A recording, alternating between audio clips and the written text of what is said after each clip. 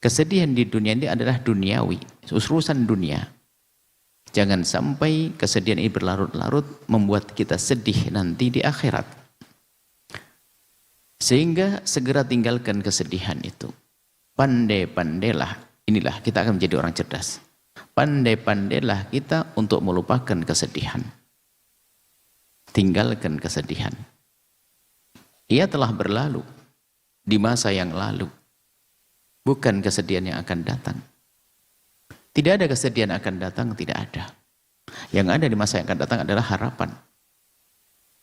Masa datang nggak ada kesedihan. Kesedihan adalah masa kita menemukan kesedihan hari ini dan hari ini menjadi hari kemarin.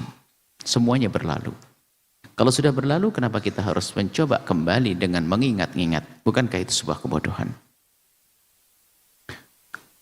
Mungkin ada orang merasa bersedih karena ibundanya wafat atau ayahandanya wafat.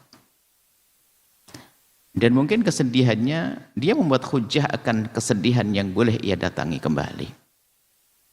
Merasa bahwasanya dia belum berbakti pada ibunda dan ayahandanya. Dia merasa belum berbakti pada ibunda dan ayahandanya, keburu ayahanda atau ibunda wafat. Lalu dia menangis. Seolah-olah tangisnya ada tangis yang dibenarkan. Kalau orang menangis tiba-tiba itu wajar, dibenarkan. Menangis tiba-tiba, baginda Nabi menangis waktu wafatnya Sayyidina Ibrahim, putra beliau. Akan tapi dengan sengaja menghadirkan kesedihan untuk menangis, bukan itu yang diajarkan. Sehingga kita pun tidak dianjurkan mengingat kematian. Bukan mengingat-ingat kematian, takziah pun ada batasnya.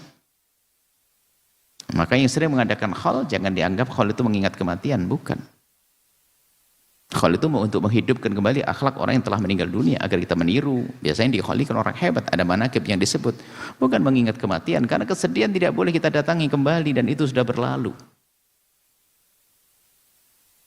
Nah, jika ada seorang anak tiba-tiba berderai, menangis, dikit-dikit menangis. Kalau ketemu orang menangis. Sudah 1 tahun masih menangis. Apakah dia betul karena itu sebuah penyesalan? Memang seolah tangis itu menunjukkan sebuah penyesalan. Jangan itu menangis yang bukan karena penyesalan. Hanya sekedar menangis untuk menangis. Bukan penyesalan yang sesungguhnya. Orang kehilangan uang, lalu dia menangis. Kemudian dia mengingat kembali uangnya hilang, dia menangis lagi. Kemudian dia berusaha mengingat lagi. Sebuah kebodohan. Semestinya sudahlah, saya tidak perlu mengingat-ingat. Ya, aku akan waspada, hati-hati. Aku tidak perlu mengingat uangku yang hilang lalu aku sampai menangis lagi. Sebab pengaruh tangis ini besar. Ada orang di kiri kanan kita tidak hidup sendiri loh ya. Apa? Coba, kalau kita, misalnya Anda sebagai seorang suami, tiba-tiba melihat istri menangis. Sebentar lagi menangis lagi. Anda melihat suami sebentar lagi menangis lagi. Menangis lagi. Dan tanda keimanan kata Imam Ali, al-mu'minu bishruhu fil wajhi wa khusnuhu fil qalb. Mukmin sejati itu adalah rasa senangnya adalah di wajah. Kalau ada duka disimpan di hati, bukan pamer, tangis di depan manusia. Dikit-dikit menangis, tidak indah, tidak elok. Ketemu dia nangis sehingga mukanya sendu. Hikmah yang kami hadirkan pada pertemuan yang lalu, coba berusaha untuk kita tampil ceria.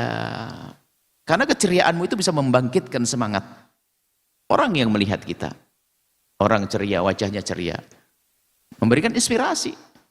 Memberikan kekuatan. Membuat orang punya semangat baru. Coba kalau kita melihat orang mukanya kusut. Seperti orang sendu, menangis terus dikit-dikit. Dia sendiri capek dengan hidupnya itu. Dan dia tidak akan bisa membuat suasana yang indah. Tidak membuat suasana indah. Karena dia sering mengulang-ulang kesedihan tadi. Sudah pergi, didatangi lagi. Sudah pergi, didatangi lagi.